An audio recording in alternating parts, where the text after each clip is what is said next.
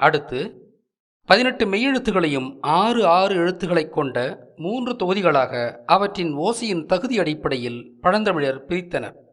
அவை வல்லினம், மெல்லினம், இடையினம் என்று அழைக்கப்பட்டன.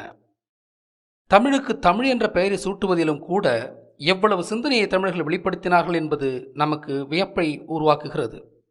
அதை பற்றி சிறிது இங்கு காண்போமா? உலக மாந்தன் முதலில் பயன்படுத்திய உயிரொலிகள் ஆ, ஈ, ஊ என்ற ஒலிகள்தாம் என்று பாவணர் சொல்லுவார். இவற்றின் குறிகள் முறையே அ, இ, உ என்பவை. ஆ என்பது படற்கையையும், ஈ என்பது தன்னிலையையும், ஊ என்பது முன்னிலையையும் சுட்டும் எழுத்துக்களாகும். தமிழின் மெய்யெழுத்துகளில் வல்லினத்தில் ஒன்றும், மெல்லினத்தில் ஒன்றும், இடையினத்தில் ஒன்றுமாக 3 மொழியெழுத்துக்களை தேர்ந்தெடுத்தனர். அவை இத், இம், இழ் என்பவை.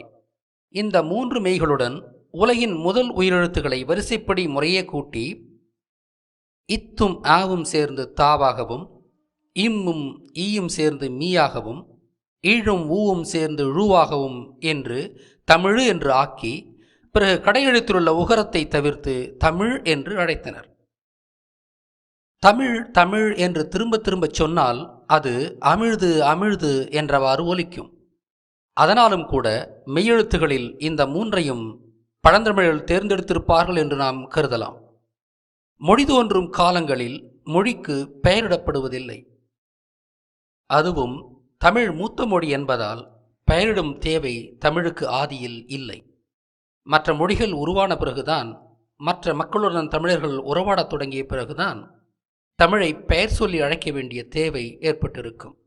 ஆக தமிழுக்கு பெயரிடப்பட்ட காலங்களில் தமிழ் வளர்ச்சியடைந்த மொழி என்றும் முன் சொன்ன நமது கருதுகோள்கள் பொருத்தமானவை என்றும் அறிக.